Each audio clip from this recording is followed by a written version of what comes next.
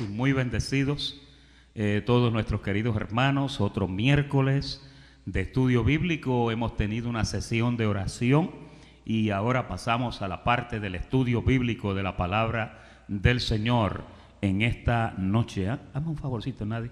Apágame el faro ese, aquí, que parece que estoy en Alcatraz. Y saludos a los hermanos de Facebook Live, también saludos a los hermanos de California, a los de Buenos Aires, Argentina, que siempre nos sintonizan, a Nancy, allá a José y a Juan y a todos los que elaboran, a Jessica, también a Alya, allá en Sacramento, California, a Abel y al resto de los bendecidos que nos están viendo a través de esta red. En esta noche estamos en la tercera parte de preguntas y respuestas. Habíamos dejado un pequeño paréntesis, pero ya volvemos a retomarlas. Nos quedan unas cuantas preguntas. Creo que estamos en la número 18. Ahí vamos a comenzar en esta noche. En la número 18, los que nos están viendo a través de las redes, en nuestro link ahí, si usted quiere el mismo panfleto que tenemos nosotros, que es este, lo puede tocar ahí en el link del anuncio de hoy. Y ahí pues puede seguirnos con la guía de estudio. Bien, la pregunta es la siguiente. ¿Debemos nosotros adorar a la Virgen María? Esa es la pregunta. A la Virgen María. Moisés, ¿qué tú nos dirías en cuanto a eso? Bueno, hay que primeramente... ¿Amén? Sí. Sí. Amén. Lo de la Virgen María. Amén. Consígueme otro micrófono si me haces el favor. Hay muchas, y ya mismito entramos, hay muchas creencias en cuanto a esto. Hay religiones que tienen a María como una figura prominente y esencial. Hay otros ministerios que acomodan a María en el mismo nivel que está Jesucristo, ¿no?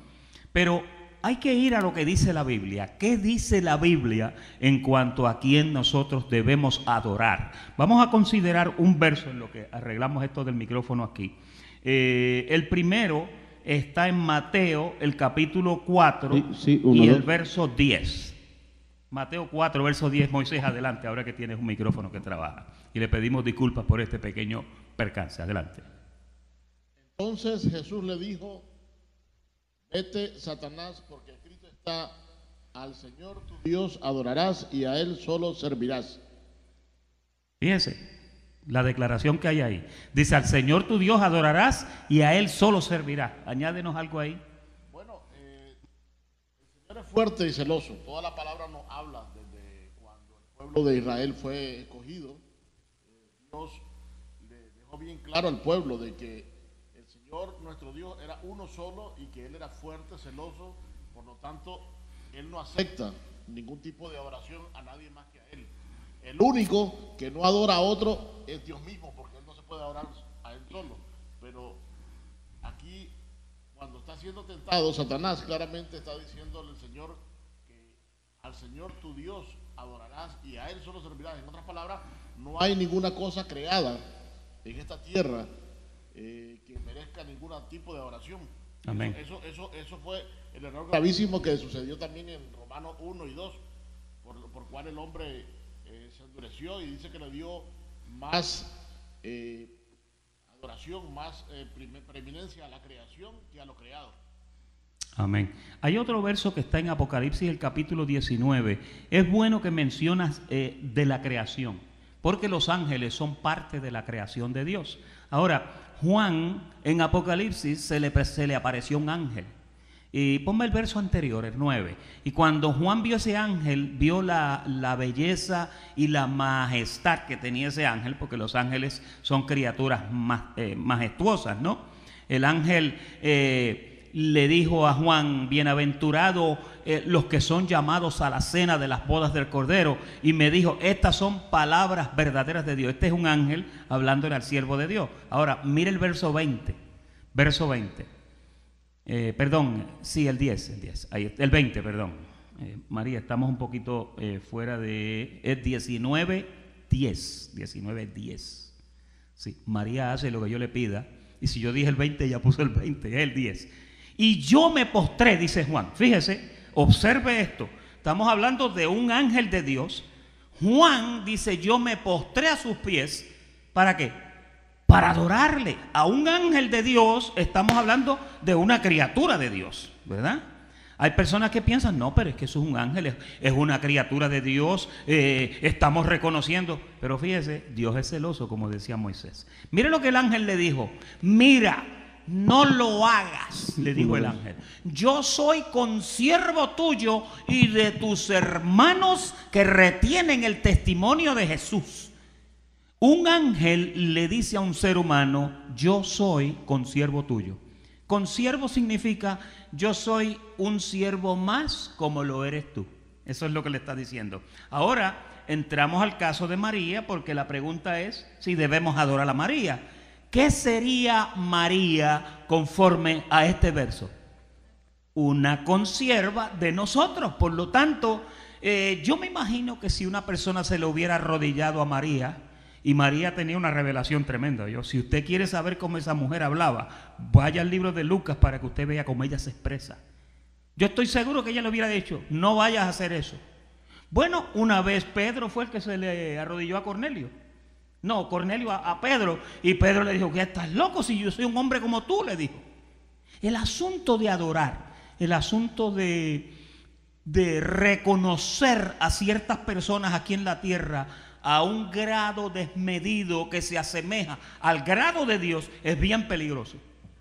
Porque una persona que conoce a Dios sabe que en ese aspecto de adorar, Dios no comparte su gloria de Dios con nadie.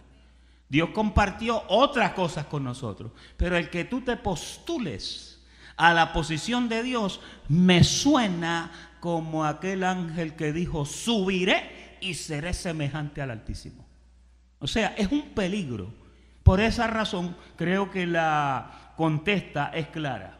¿Qué nos dice Apocalipsis 22:9, María? Moisés, trata ahora. Pero él me dijo, mira, no lo hagas, porque yo soy consiervo tuyo, de tus hermanos los profetas y de todos los que guardan las palabras de este libro. Nuevamente se le da la referencia, adora a Dios. Es muy importante, pastor, dejar claro para los que nos están viendo, porque no queremos que si un bendecido o un amigo católico o alguien que está comenzando esté creyendo de que nosotros estamos en contra de alguna persona y menos en contra de la que en vida, pues en carne, fue la madre de Jesús. En ningún momento nosotros le damos honra al que merece honra, dice la palabra, y ella fue una persona muy escogida, una persona de respetar, pero la adoración, como dice este verso y todos los anteriores que hemos leído, solamente se le da al Señor, al Dios todopoderoso, al Creador y no a la creación. Exactamente, eso está claro. Tampoco es bien importante dejar claro que a María jamás se debe de menospreciar. María es una mujer a quien honramos porque, mire, el ángel le dijo a María, has hallado gracia cerca de Dios. Bendita tú entre todas las mujeres, porque Dios te ha escogido para esto, para traer el Mesías por tu vientre. O sea, no estamos en ninguna forma menospreciando o subestimando a María, sino que sencillamente estamos dándole el lugar que le pertenece en esto. Yo creo que con eso estamos claros a esa pregunta, ¿verdad? Solamente para reforzar todo lo que hemos hablado, los mismos hermanos, llamo hermanos porque hay muchos bendecidos ahí, católicos, cuando ellos rezan sus oraciones, dicen, Dios te salve María, llena eres de gracia. En otras palabras, ellos mismos reconocen que María, al igual que nosotros, necesita salvación. Así es que si ella no es un ser como lo es el único Dios creador y necesita ser salvada, tampoco merece ser adorada porque es una persona igual que nosotros, o sea, necesitó salvación igual que nosotros. Bueno, vamos a dejar hasta aquí porque creo que hemos dejado bien claro el respeto y la honra, pero no la adoración a alguien muy especial como fue la madre de nuestro Señor Jesucristo. Amén, amén. Acércate un poquito más. Ahora, la próxima pregunta es esta. ¿Cuál es el verdadero o cuál es el saludo correcto cuando usted saluda a una persona? Y en esto queremos enfatizar también de la misma forma que el hecho de que usted salude como usted salude no significa nada. Ahora, cuando usted saluda, usted debe de saludar con unas palabras de saludo que se acomoden a lo que está establecido en el nuevo pacto, ¿verdad? Vamos a ver cómo se saludaba en el antiguo pacto, a ver cómo era que se saludaba. Adelante, Moisés. Bueno, tenemos aquí el Señor te bendiga y te guarde y haga resplandecer sobre ti su rostro. Eso, ahora mismo no sé si es el 2, el 4, pero está ahí en números. Cuando decía que Jehová te bendiga, había otro que decía el Señor te bendiga y te guarde, ¿verdad? Y cuando nosotros a veces saludamos, y muchos de nuestros hermanos saludan de esa forma, ¿de dónde viene ese saludo? Viene de esa frase del antiguo pacto, ¿ok? Ahora, para nosotros entender cómo se saluda en el nuevo pacto, debemos ir donde una persona que dirige iglesias en el nuevo pacto y que saluda. Ahí está, era número 624, vamos a leerlo por causa de los hermanos que nos están viendo en sus notas, número 624. Ahí lo tiene. Jehová bueno, esto es en el antiguo pacto y se le llamaba Jehová te bendiga y te guarde, el 25. El Señor haga resplandecer su rostro sobre ti y tenga de ti misericordia. Todo está en futuro. Exacto. Es algo que no está consumado, no está hecho. Es un buen deseo, algo bueno que está deseando alguien para otra persona. ¿Y el 26? El 26 dice: el Señor alce sobre ti su rostro y ponga en ti paz. Todo eso era un buen deseo que no estaba cumplido. Y pondrán mi nombre sobre los hijos de Israel y yo los bendeciré. Ahí es el Señor hablando. Así que esto es lo que nos hace ver que en el Antiguo Testamento, en el Antiguo Pacto, sí había un buen deseo del pueblo, de que el pueblo fuera bendecido por el Señor, sea guardado, que pusiera su paz. Pero eso no era posible porque todavía el pecado no había sido quitado. Así que ese saludo entre ellos era un buen deseo nada más, algo que iba a suceder en el futuro. ¿Cuántos notaron que en esa cita todo es futuro? Cuando una persona te dice que el Señor te bendiga, es un deseo futuro. Es muy lindo que tú le desees a otra persona, oye, que el Señor te bendiga.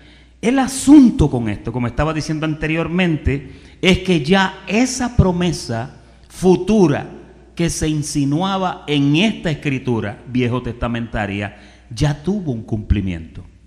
¿Cómo saludaba Pablo?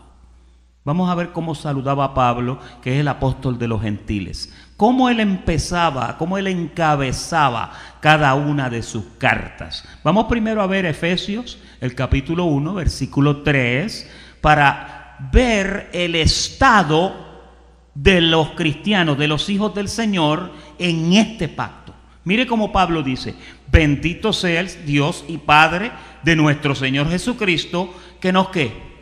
Note que ahí no dice que te bendiga, dice nos bendijo con toda bendición espiritual en los lugares celestiales en Cristo. ¿Cuál es la posición de un creyente ahora mismo? ¿Que lo van a bendecir o que está bendecido? Mire otro verso que hace aclaración de esto, Gálatas capítulo 3 y versículo 9, para ver algo aquí. Mire, dice: de modo que los que son de la fe, ¿son qué? Son bendecidos con el creyente Abraham. En este ministerio nosotros saludamos bendecido. No es que el que no haga esto está mal, por favor no me vayan a malinterpretar. No es que si usted no dice bendecido, pues está mal. No, usted puede saludar como usted quiera. En nuestro ministerio hay gente que saludan Dios te bendiga. Hay gente que saludan Dios te bendice. Hay otros que saludan bendiciones.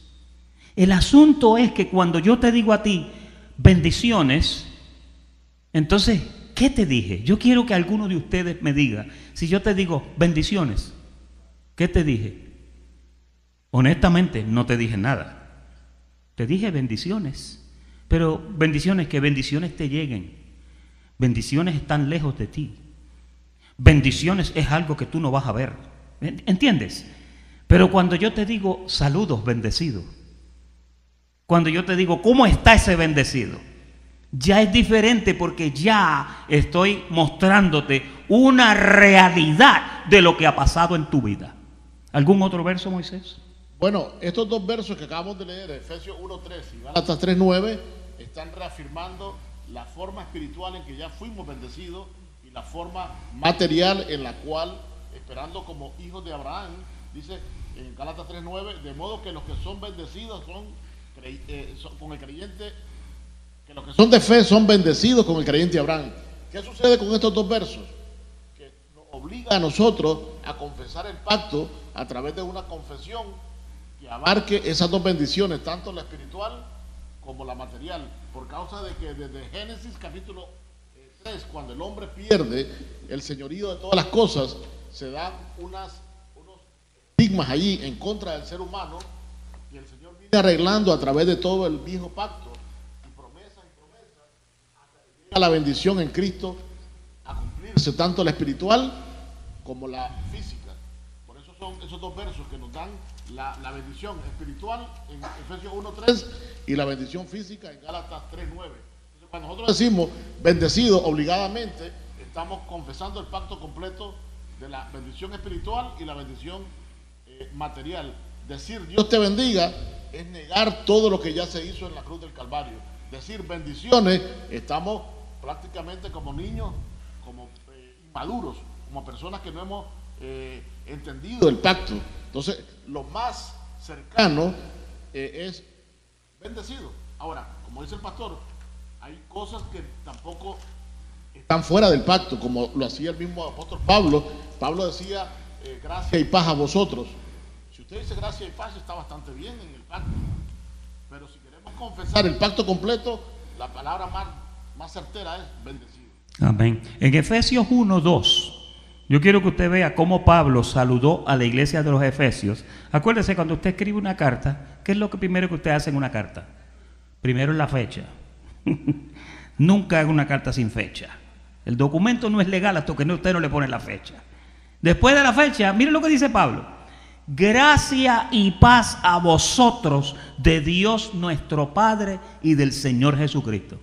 Ese es el saludo de él. Mira Gálatas, Filipenses, el capítulo 1, versículo 2, para que veas lo mismo otra vez sucediendo. Gracia y paz a vosotros de Dios nuestro Padre y del Señor Jesucristo. Y ya que estamos hablando del saludo, ¿cuál sería la despedida? ¿Cómo Pablo se despedía en sus cartas? Alguien que me diga, que se recuerde, alguien que se acuerde cómo Pablo se despedía. Yo, Pablo, escribí esta carta, y después, ¿qué decía?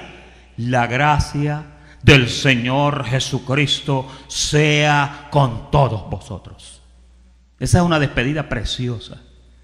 Cuando tú saludas de esa forma, tú le estás dejando saber a la persona dónde tú sabes que estás parado y dónde la persona está parada. Casi siempre el saludo de bendecido, yo cuando saludo, para mí bendecido no es una palabra más. Bendecido es una posición, ¿no, Moisés?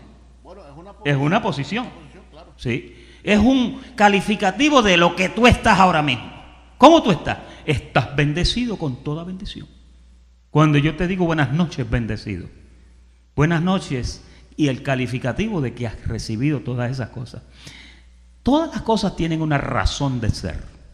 Y el saludo debe de ser un saludo que identifique algo, que cuando tú saludas, ese saludo tenga algo que decirte de lo que Dios ya hizo por ti.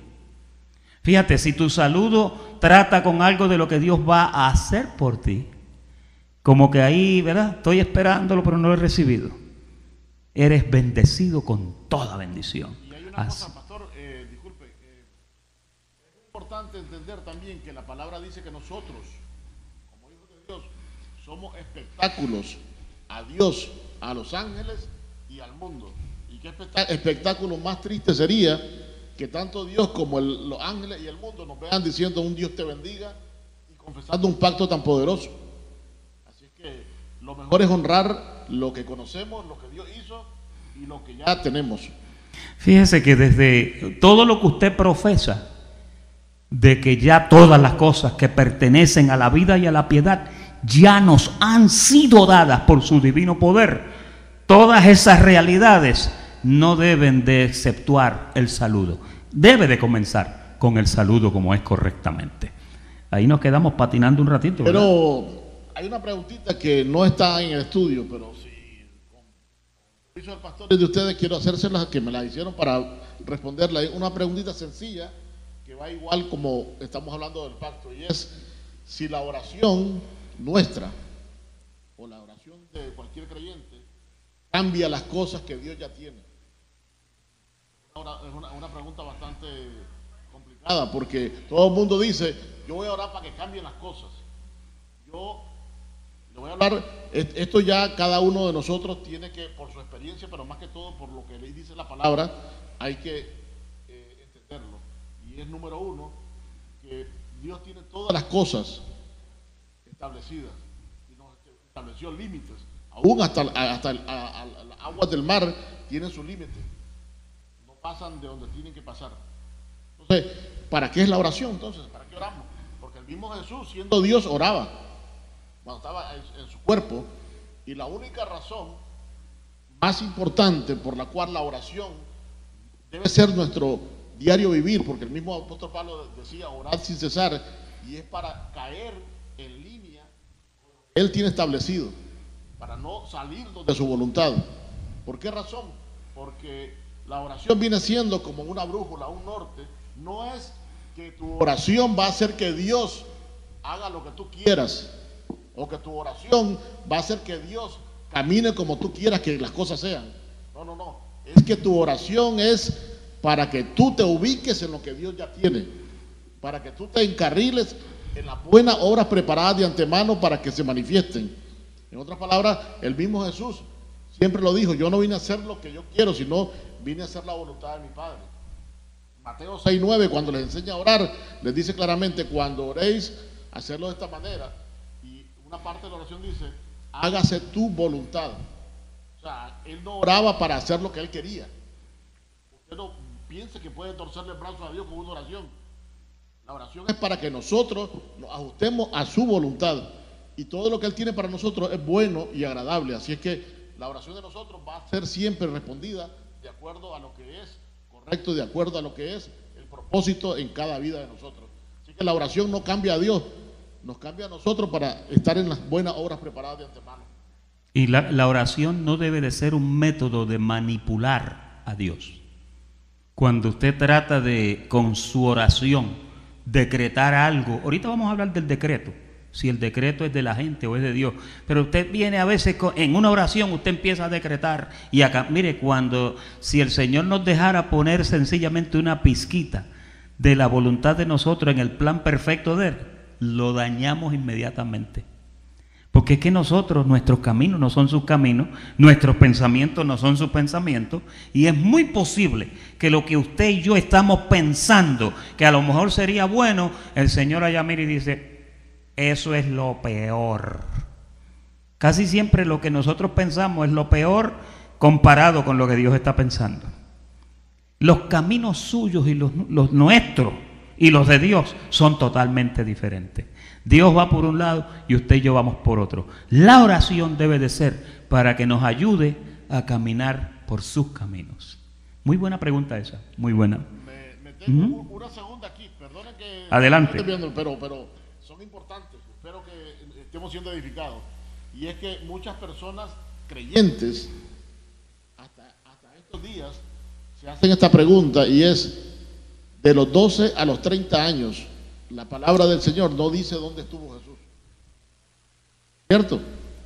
La gente ha dicho eso mismo. Y entonces, en base a eso, el que se llama ateo, porque ateo no existe ninguno, pero el que se llama ateo, o el que odia a los cristianos o al que está metido en algo que tiene que ver con Dios, se basa en eso para decir que de los 12 a los 30 años Jesús se fue a la India, se fue a estudiar cosas raras ahí para después venir a hacer milagros falsos y cosas aprendidas. Inventan un montón de cosas que estudió lejos de donde él estaba.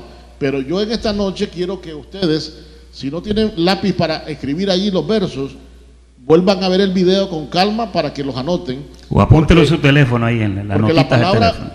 La palabra del Señor dice claramente dónde estuvo Jesús sus 18 años, que no aparece supuestamente. Pero la palabra es bien clara, dice qué aprendió, dónde estudió, dice dónde vivió y cómo vivió. Usted ahora va a decir, pero yo nunca lo he leído. Tenemos que probar eso ahora. Ahora lo vamos a probar porque la palabra es bien sencilla. Vamos a ver al doctor Lucas, que fue uno de los mejores, que estudió profundamente todo lo que sucedió en el tiempo del primer siglo. Vamos a irnos a Lucas 2, capítulo 2. Vamos a tomar el verso 51 y vamos a ver si leemos el 51 y 52. Lucas 2:51. Mira bien, para que vayamos por parte, porque esta pregunta es bueno que la manejen por si algún día alguien se las hace. ¿Y dónde estuvo Jesús esos 18 años que no aparece? Lo que pasa es que esos 18 años no hubo nada de importancia con respecto al ministerio que él venía a realizar. Dice Lucas 2:51, y descendió con ellos y volvió a Nazaret y estaba sujeto a ellos, y su madre guardaba todas estas cosas en su corazón. 52. Jesús crecía en sabiduría y en estatura y en gracia para con Dios y con los hombres. Entonces, ¿para dónde se fue después de los 12 años? Se fue para Nazaret, y dice que allí él crecía. Y para crecer tienen que pasar años. Así que esos años, ¿dónde los pasó? En Nazaret. Entonces, ¿por qué le decían a él Jesús de Nazaret? Porque ahí vivió la mayor parte de su juventud, de los 12 a los 18 años. Mira el doctor Lucas cómo sigue diciendo en el capítulo 4, verso 16, para que veamos otro detallito muy importante. Vino a Nazaret, donde se había, ¿qué? Criado. ¿Ya vieron dónde pasó los 18 años? Así que ya no es un tabú ni un misterio. Ahí lo tienen. Lucas 4:16 dice que él vino a Nazaret, donde se había criado.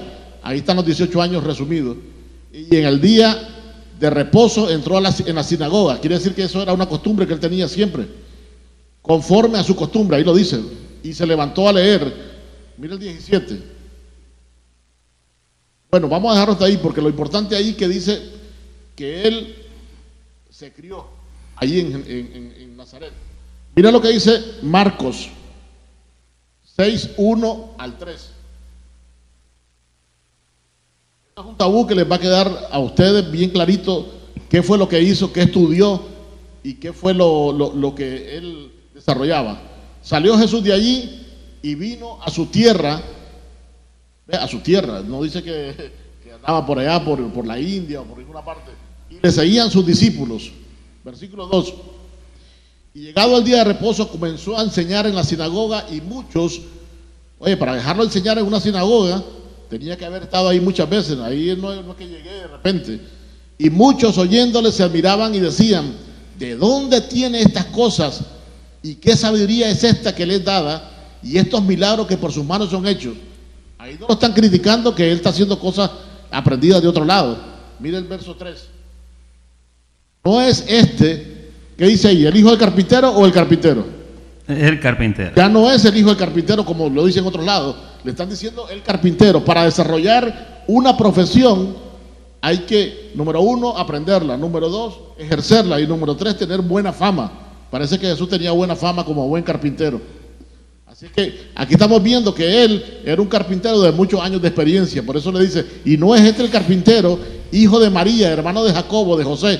Ahí están todos los hermanos de Jesús. De Judas y de Simón.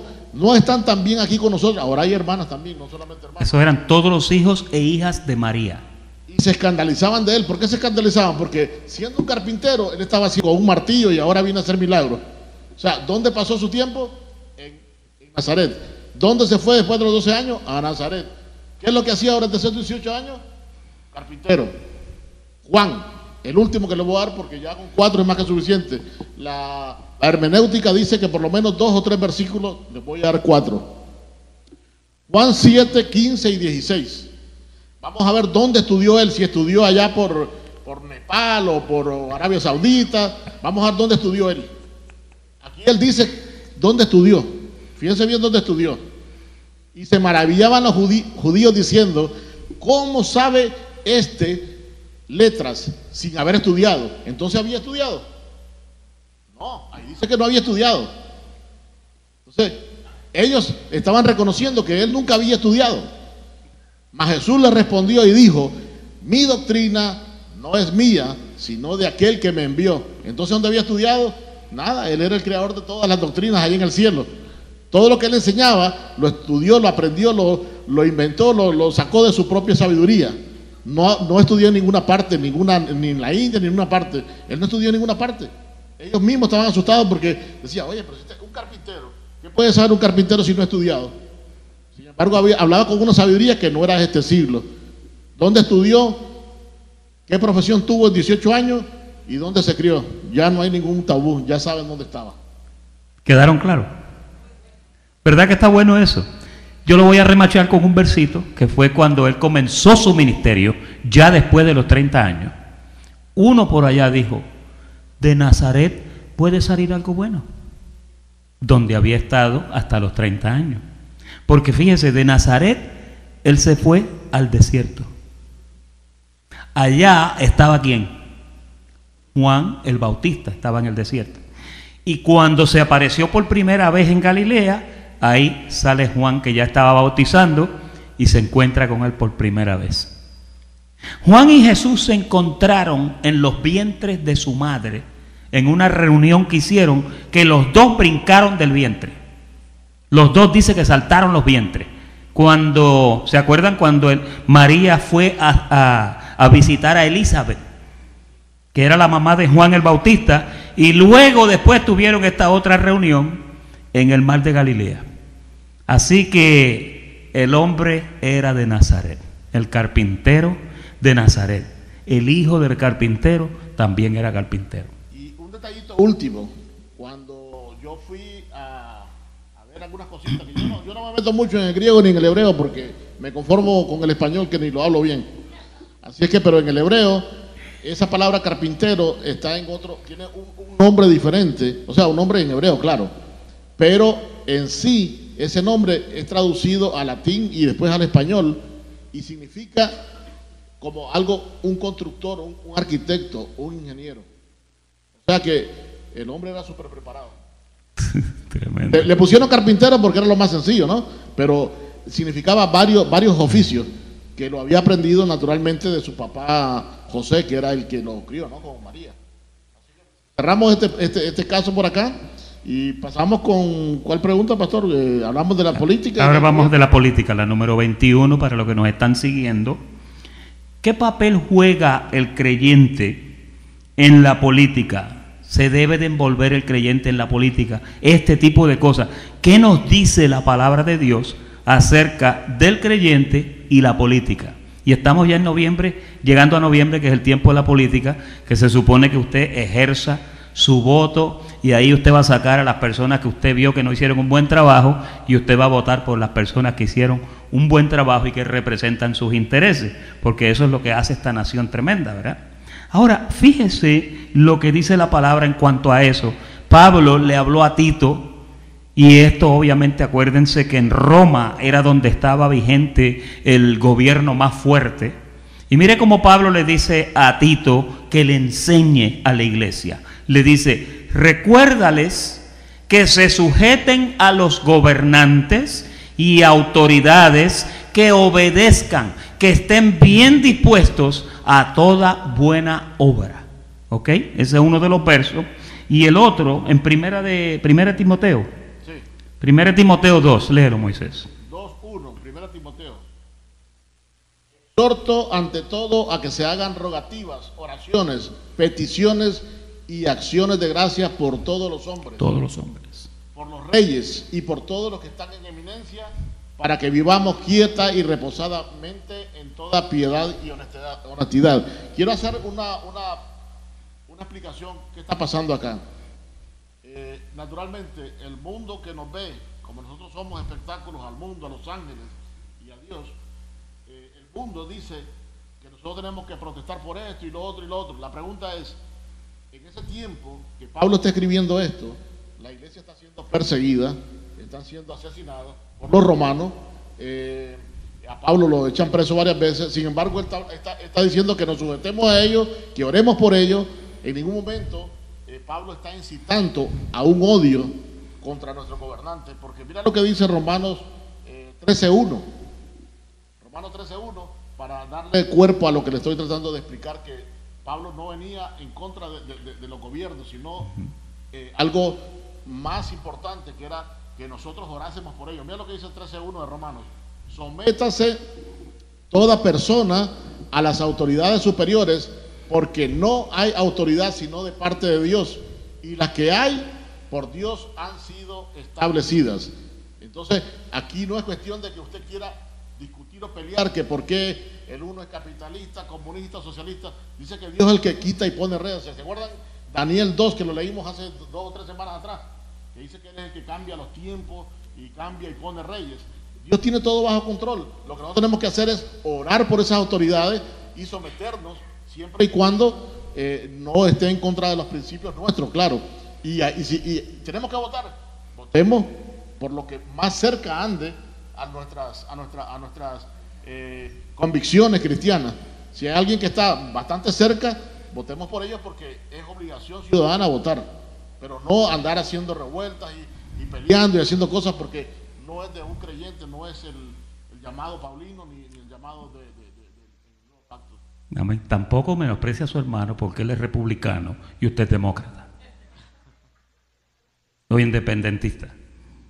Simplemente ame a todo el mundo, oremos por todos los hombres. Yo creo que eso quedó claro, ¿verdad? Eso no hay que empujarlo mucho. Próxima pregunta: el bautismo en agua. Ustedes saben que el bautismo en agua es una práctica que prácticamente está presente, valga la redundancia, está presente pero infinidad de ministerios a través del mundo. Cuando una persona se convierte, en comillas, al Señor y viene a la iglesia, ¿qué es lo primero que se le requiere? Usted tiene que bautizarse en agua, ¿sí? Porque hay muchas enseñanzas que los apóstoles de Jesucristo escribieron, y en esas enseñanzas te habla del bautismo. Ahora, ¿qué en realidad fue ese bautismo en aguas y qué significado o qué vigencia tiene ahora mismo? Vamos a ver lo que la Biblia nos dice en cuanto a eso. El primer verso lo encontramos en Lucas capítulo 3, versículo 16. Respondió Juan diciendo a todos, oiga, este Juan, cuando está bautizando ya en agua, por su boca, él dice, yo a la verdad os bautizo en agua, pero viene uno más poderoso que yo, de quien no soy digno de desatar la correa de su calzado, él os bautizará también en agua. Note que Juan deja claro que el que le iba a seguir a él en el ministerio, el que le iba a suceder a él en el ministerio, porque el que abrió el ministerio de Jesús fue Juan, ¿sí o no? ¿Qué dice la palabra? Dice, yo soy la voz de uno que clama en el desierto, enderezad el camino del Señor. Ese fue su trabajo, abrir el camino. Él empezó con agua, pero él por su boca dijo, el que viene detrás de mí no lo va a hacer con agua.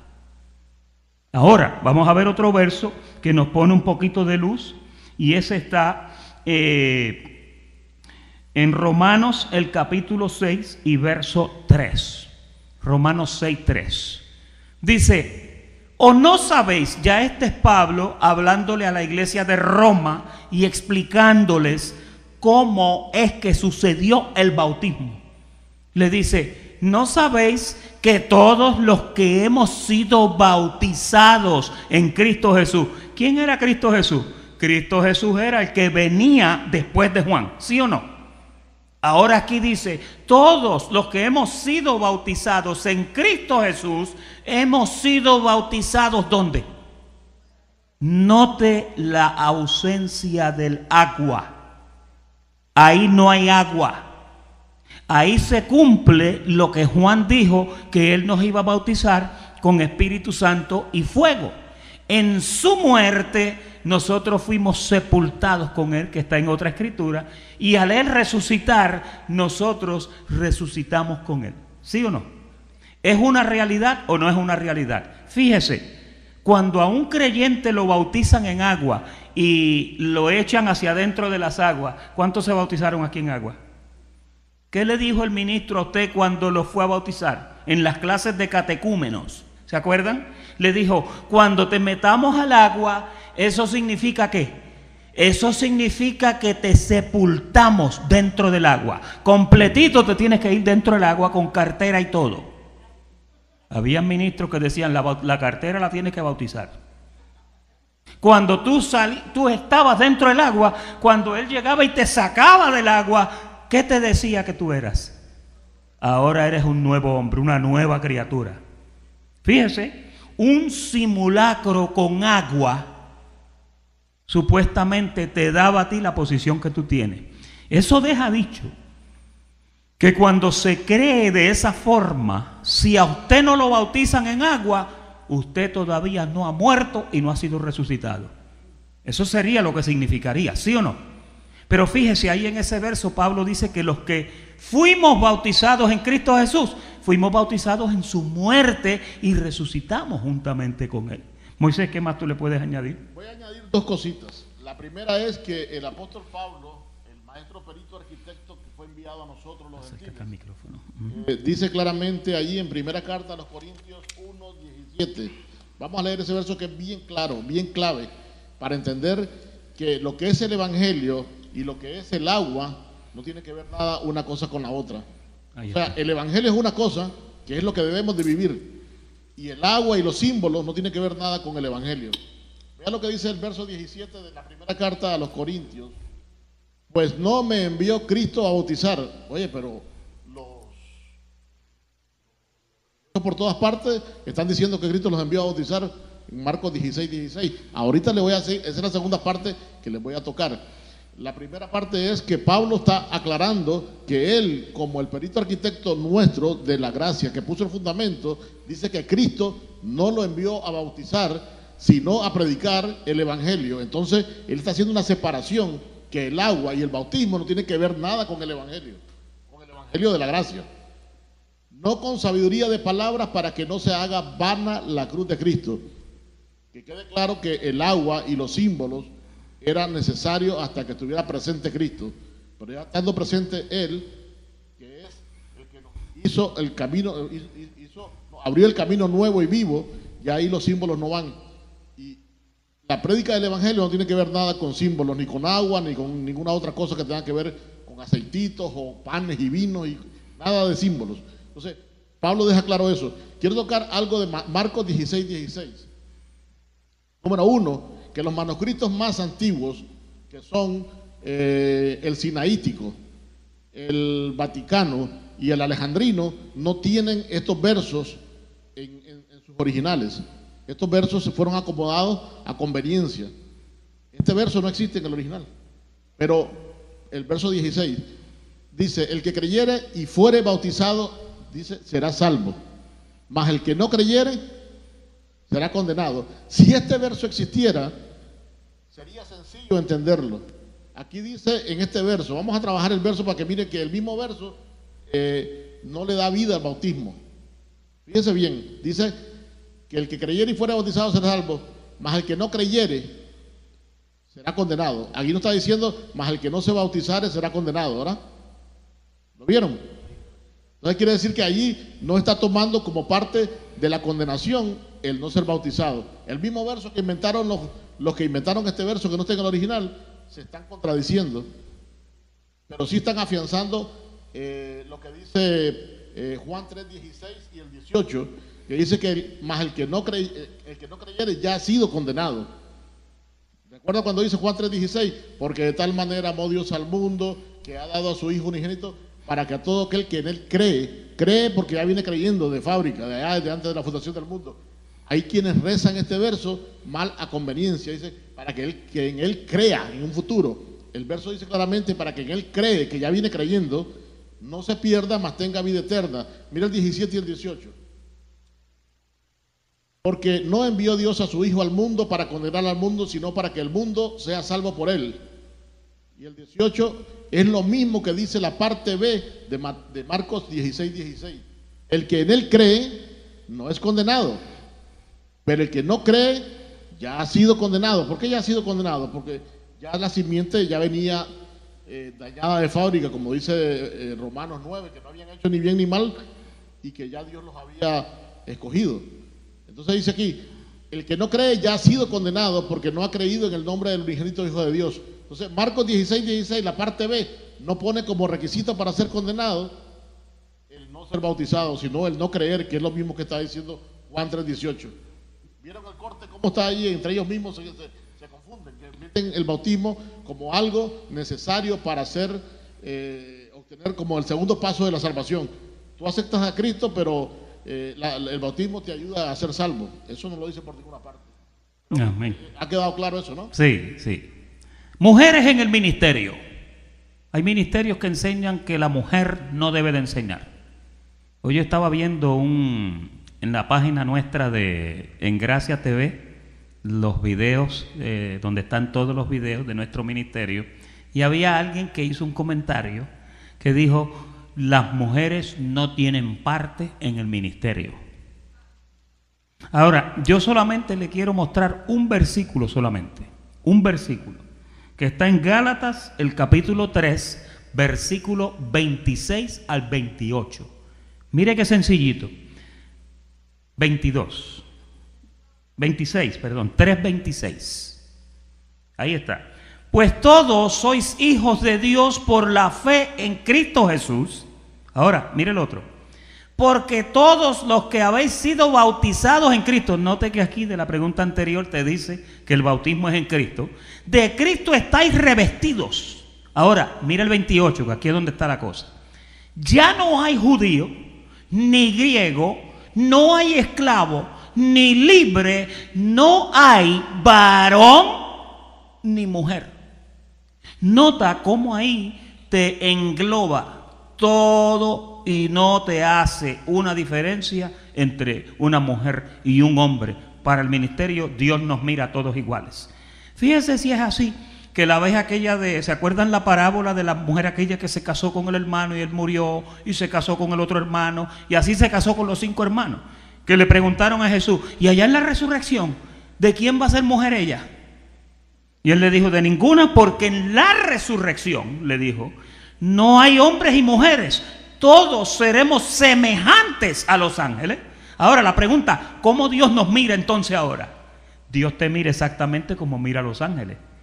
De que si eres mujer en el ministerio o si eres hombre en el ministerio, a Dios eso no le importa.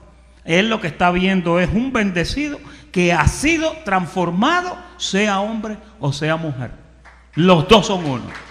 Y nosotros creemos en el ministerio de la mujer, en nuestro ministerio. Y aquí tengo que decir que hay unas mujeres que verdaderamente ministran la palabra con poder. Así que el Señor guarde y siga usando a todas esas mujeres. Hay otro versito, ¿tiene que decir algo ahí? Sí, quiero afianzar lo que el pastor está hablando aquí en Gálatas 3:28 para que observemos que aquí lo que está importando es la justicia de Dios y no la justicia de cómo el hombre quiere juzgar. Vámonos a Génesis 3:26 para que entendamos por qué razón por casi 4.000 años algo en contra de la mujer. 3:26. Y aquí está el estigma que hubo contra el hombre y contra la mujer. Génesis 3:26. 3:16, perdón. No hay tampoco. No, sí, ese sí hay. Fíjense bien, aquí comienza el problema y aquí es donde se basa toda la religión para ver, y todavía usted va a los países árabes y lugares así, la mujer, pero la humillación de la mujer comenzó aquí. Génesis 3:16, después de que cometieron el error y el pecado, dice, a la mujer dijo, multiplicaré en gran manera los dolores en tus preñeces, con dolor darás a luz los hijos, y tu deseo será ¿para quién? Para tu marido. Entonces, en otras palabras, aquí donde se agarra la religión, dice, tu deseo será para tu marido y él te gobernará, se enseñoreará de ti. Entonces, ¿qué sucede? La mujer Y en realidad ese es el orden correcto. O sea, en el hogar el hombre es cabeza de la mujer. Y Cristo es cabeza del hombre y cabeza de la iglesia. Pero miremos lo que dice Gálatas 3:28, que es el diseño original y la justicia de Dios, que es donde nos trajo nuevamente la sangre de Cristo. Vamos a Génesis 1:26. Te tienen corriendo. Ahí está. Aquí vamos a regresar al diseño original, ¿ok? Aquí es donde estamos ahora. En el 3:26 es donde nos tenía Adán. En el 3:16 nos tenía Adán hasta Cristo. Y por eso es que había esa humillación contra la mujer. Pero miremos cómo es que fue el principio. Entonces dijo Dios: hagamos al hombre a nuestra imagen, conforme a nuestra semejanza, y señoree en los peces del mar, en las aves de los cielos, en las bestias, en toda la tierra y en todo animal que se arrastra sobre la tierra. Creo que es más atrás, el 25, el 25. El 27, creo que es el 27. Vamos al 27, no, porque hay un verso ahí, creo que... Ahí está, ese es. Creó Dios al hombre a su imagen, a imagen de Dios lo creó, varón y hembra lo creó. Los creó. ¿Qué quiere decir? De que la responsabilidad de la eternidad que había sido preparada el hombre y la mujer fue que los dos iban a gobernar. Ahí no había división de que tú eres hombre y yo soy mujer. Ahí es donde estamos ahora. ¿Sí lo vieron? Que dice que lo creó varón y hembra, los creó, y en el 26 les dio, vamos al 28 a ver si nos da otra luz más. Y los bendijo Dios y les dijo: fructificad y multiplicad, llenad la tierra y sojuzgadla, y señoread. Ahí no le dijo al hombre, ahí le dijo a los dos. Y señoread en los peces del mar, en las aves de los cielos y en todas las bestias que se mueven sobre la tierra. Hombre y mujer. El diseño original en el que estamos ahora, que Cristo nos restableció, es donde el hombre y la mujer, Dios los ve como iguales y tienen el llamado de gobernar sobre todas las cosas. El diseño que nos dejó Adán es el que estaba hasta de Adán hasta Cristo, que está en 3:26. Por esa razón, el hombre y la mujer tienen las mismas capacidades. Lo que pasa es que la religión dice 66 libros en la Biblia, ninguno lo escribió el hombre. Digo, la mujer, solo hombre.